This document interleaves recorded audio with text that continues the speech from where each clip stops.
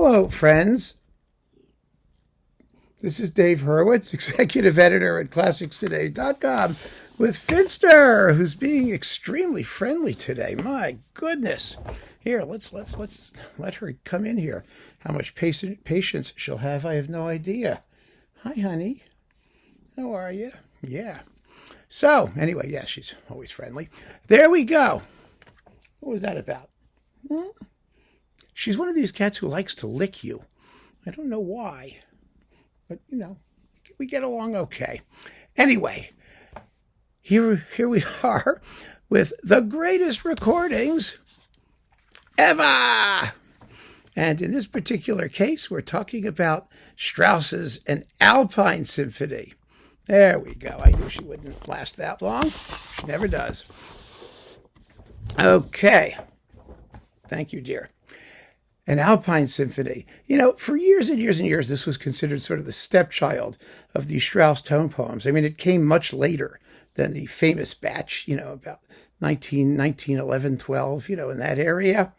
And people think it's kind of trashy. It's described as a day in the life of an Alp and, a film score in search of a film. And all of that's true.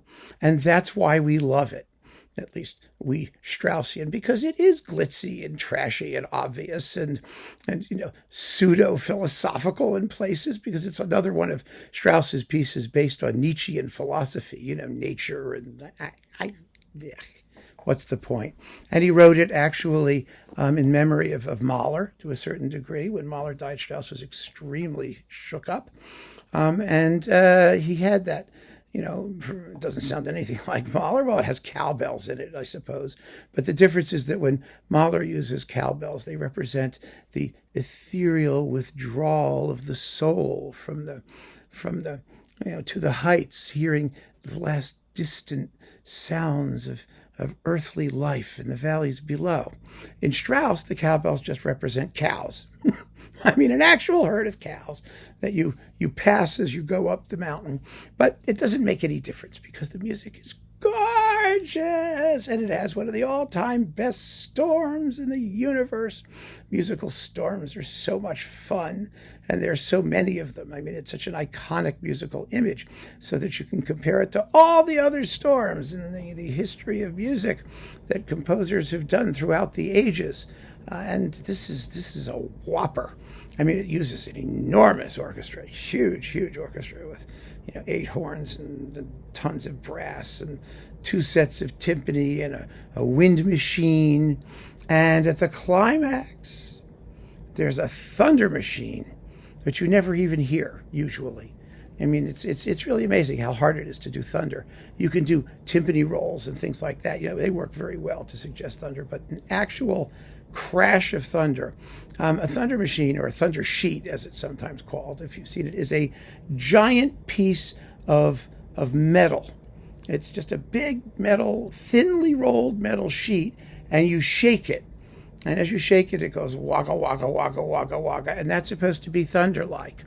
But I've seen dozens of performances of an Alpine Symphony with their thunder sheet, and at the point where it goes off at the climax of the storm, you see some guy at the back, wiggling this thing like mad, but the rest of the orchestra is just roaring. I mean, you never hear a damn thing. It's just so disappointing. What you really need is some sort of, unbelievably cosmic detonation going off, and, conductors are terribly unimaginative in the way that they try and do it. I've never played the piece, because if I played it, I would find a way to do the thunder. I guarantee you I would find a way to do the thunder.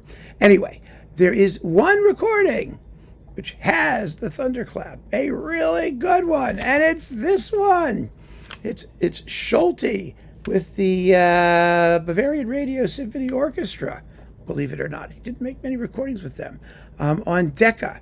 It's interesting to note, Solti, after the Second World War, was actually put in charge of the Bavarian State Opera. He was quite friendly with Richard Strauss, who supported him after the war, lent him his imprimatur. That's where we get recordings by Solti like Arabella and stuff from that period. It was his post-war Strauss period. So he's back in Strauss's home territory, because Strauss's home in, what was it, Garmisch-Partenkirchen, or whatever it was called, it was just over the hill there, down the road in Bavaria. And boy, is this terrific. Holy cow. Solti is one of those conductors who is, especially in orchestra music, could be kind of like a butcher. He's just sort of insensitive to many aspects of particular works. I mean, there are exceptions. He did a beautiful Brahms cycle, for example. I mean, there are exceptions. And his Strauss tone poems have their ups and downs. I mean, this disc has got Ein Heldenleben with Vienna, and it's all right. I mean, it's not too slow, at least. And Zarathustra with Chicago, and Don Juan until Eulenspiegel. But he was very, very good in Strauss operas. He was less persuasive in the tone poems, on the whole. I mean, they were exciting performances, well played, of course, but the humor and the richness and the elegance, these are things that sort of eluded him. But the Alpine Symphony is different. This is a very swift Alpine Symphony, 44 minutes and 19 seconds. That's good. This is a work where you do not want to linger, ever. Ever. Lingering is bad. You don't want to hang out on your Alp for any longer than you have to. I'm not saying that the music is bad for that reason, but I mean, it has that big, long, slow introduction, the big, long, slow coda, and then a lot of incidental scenery along the way. And if you stretch it out too long, it begins to sound empty and bombastic and silly and like a waste of time. Well, this doesn't. This is urgent and exciting. And it has a pulse that runs through it, which is really, really, really important in this work. That's what absolutely makes this, aside from that thunder sheet, my goodness. I mean, the brass playing here is marvelous. It's really a shockingly beautiful performance from a guy who I didn't have a lot of expectations when it came to this stuff. When I first heard this on LP, I was like, wow, gee whiz, he really rocks it. And he does. So keep on listening, friends. Thanks so much for joining me. Take care.